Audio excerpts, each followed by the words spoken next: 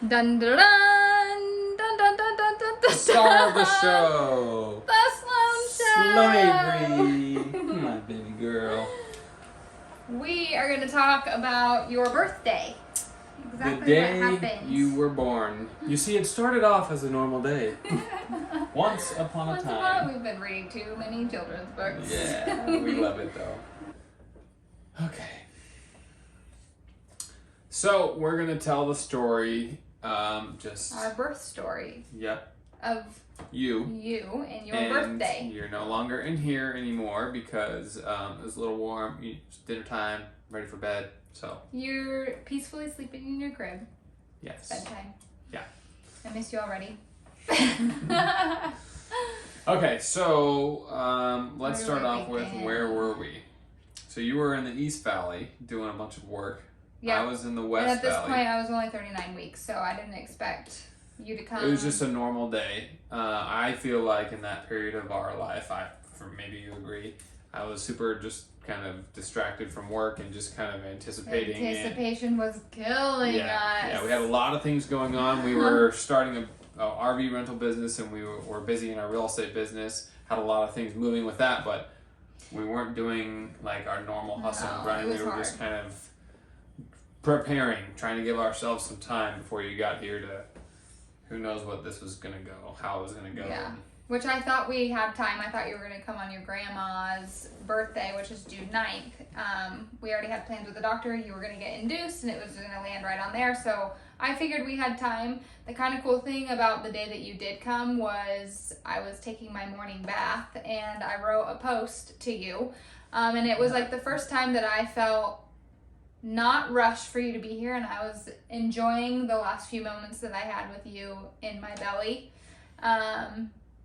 Yeah, and you'll see that post. I'm sure we can show it to you. We'll save it. Yeah, it's a cool post, and it just kind of gives me goosebumps of like, as soon as I was like, yep, you can stay in. I'm enjoying you for the last few years. You were ready to, you were ready to make come your on entry, out. Yeah. Yeah, so that was cool. But you were on the west side, I was on the east side doing work, and I was driving, and I felt like I peed myself, really. Yeah. Pregnancy problems. She called me earlier in that day. That was probably around like 2-ish. 2, yeah. And I was running errands all day. We had just gotten a new car right before you were born, and so naturally I had to put some dark window tint on it. And then I was visiting some other clients and people that we know over there.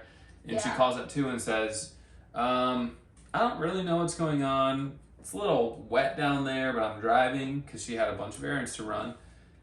So when I get home in a little while, I'll call you, and if it looks like we need to go to the hospital or something, I'll let you know. So when I got home, something was going on. My body was preparing. So I called the doctor and explained, and she said, yeah, you need to go to the hospital just to get checked out. And I kind of was like rolling my eyes and like, ugh, we're going to get sent home. So she calls me right away, and she says, hey, I talked to the doctor. The doctor says I should probably come in. So get you back home. Come home. Yeah, but it was kind of, I started packing our bags, and then my water broke. And it was like the movie scenes that you see, which isn't very common. Yeah. It's a big giant puddle in our downstairs of the place we're living right now, making this video. Yeah. And before I found out about that, I was calling your grandma Seacrest because I needed gas. So I called her to bum her Costco card because your mom had the Costco card. And when I called, this was before I knew we were going to the hospital, your grandma answers, she goes, is it time? I hadn't talked to her all day, and she knew nothing, but she was just a freak about anticipating your arrival. Yeah, we are.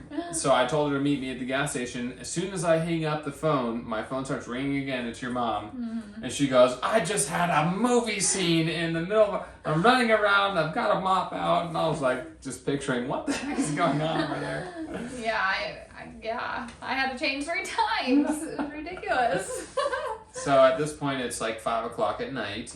We're on the opposite side of the city we live in. I'm about 35 miles away, and it's rush hour. And so I hightailed it. I was going as fast as I could, but I still needed to get gas because I didn't want your mom to get picked up and then have to get gas, or when we leave the hospital with you, we would have to get gas. So I was freaking out. And I spent 5 minutes trying to figure out how to get our gas cap open on this new car at the gas station. So that was fun. Don't wait until your wife's in labor to figure out how to use your Figure out gas how to cap. work a new car. Because they're all different, apparently. Yeah. Life lesson. Yeah, ask me about that. Yeah. So before we pulled into the hospital, we hadn't eaten yet all day. So we decided that Taco Bell was the perfect thing to eat before your baby's arrival. Yeah, there was like 3 places right across the street from the hospital. So we're in the drive-thru ordering. That's when I've got my first contraction. It was like, oof, that was a little painful, but no big deal. Right when I said chalupa, she was like, ooh. And then we went over to the hospital. We checked in. I was again still like, oof, that was painful, but no big deal. I can still talk. They checked us into triage. So she gets on the bed and they're hooking her up to all the wires. We're literally putting a listing on the market. I'm sitting in this chair next to her in this room, like tiny room, trying to work, and I'm all stressed out because this is something that has to get done, and so is this. Yeah. And the doctor checked me and was like, "Oh, you're at a type 2. It's your first baby. We have time. No worries." They did have we almost went down the line of C-section potentially because you were head down, but instead of being head face down, you were like face forward, so you would have. Yeah, your face would have came out, and so they had to do some ultrasounds and make sure that you were in the correct position, which you were. Whew, that scared me a little bit, but too. we wanted to know what we had to do. A possibility. Yeah. And then they said we're in the middle of shift change. We'll be back. I'm like, okay, whatever that means. Right before that, she asked. Pain. Well, I thought you started here and there, but it wasn't. But you had already asked about how this whole epidural thing. I had ordered the epidural. I was like, let's get it going. Well, she said, oh yeah, you can take. It's this continuous drip, so you can get it whenever. Yeah. And so I said, let's go ahead. Like, let's do that. I could tell this is gonna get nasty. And then it was like an hour later, maybe if that. They, through all my research and stuff, it was like it's gonna be 20 minutes apart, and then 5, and you wanted that. I can't remember what it was. Gradual on the It hit me like a train, and it was like 90 seconds, so painful. I was like ghost white. They were rolling in. Oh, it was bad, and I had him go. I'm like, please go after the epidural. Him again? So I walk out, and I'm like, hey, there's a pregnant lady in there, and she's not feeling great. And they kind of blew him off again. They were like, okay, yeah, well, okay. Yeah. And I'm like, all right, sweet, thanks. I go back in, and she's like... I couldn't do it, so I'm like, go get the epidural now. Like, please. And it's hard because you're connected to all these wires because they're monitoring you and me, and so you can't just go to the bathroom if you have to, and you don't want to sit still in contractions and everything. So it was just, that was fun. It was crazy, and she was in a lot of pain. I've seen her like that only one other time when we were kids. She used to have super bad period cramps. Yeah.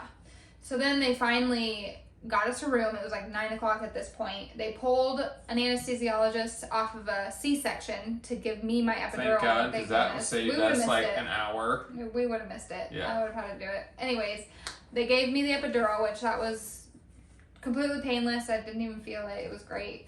And then about 10 minutes later it kicked in and I was a whole new woman. I was happy. She was in pain on the table because the contractions kept rolling in while the doctor's trying to administer. The worst part was having to sit still while he's doing it. You cannot move.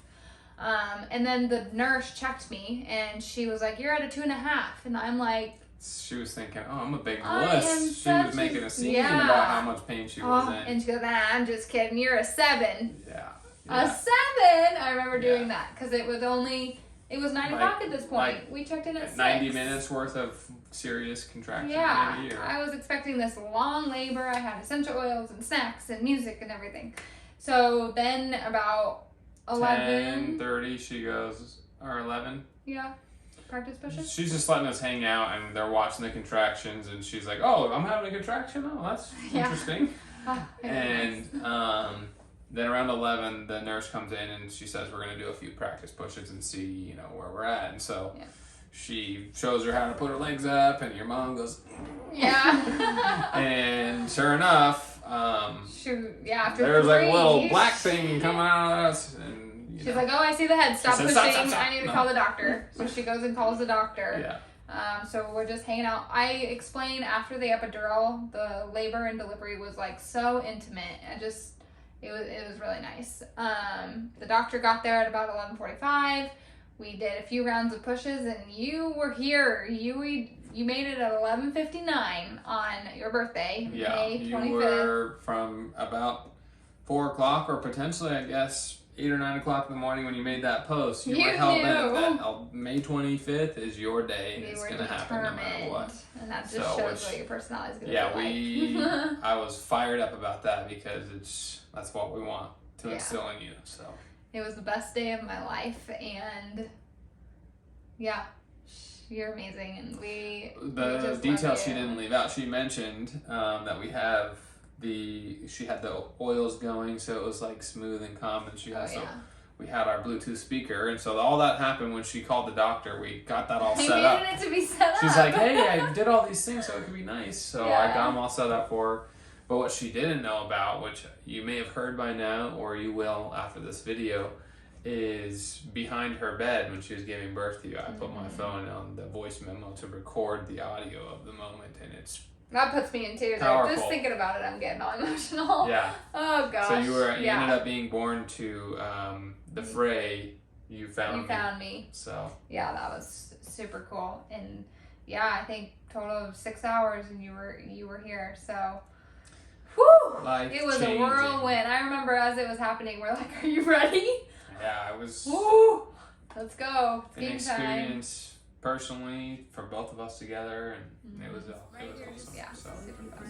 We love you, Sloane, girl. So that's your birth story. Happy birthday. Happy birthday! Oh, let's do it. Feel it. Okay, let's do it. Let's have a baby. Grab behind your knees. Here we go, baby. 4, 2, 3, Right there. 4, 5, 6, keep going. Right there, baby. 9, You're right there. 10. Nice. Come right back into it. Oh my God. There we go. Even on the 25th. Yeah, you sure did. Good job.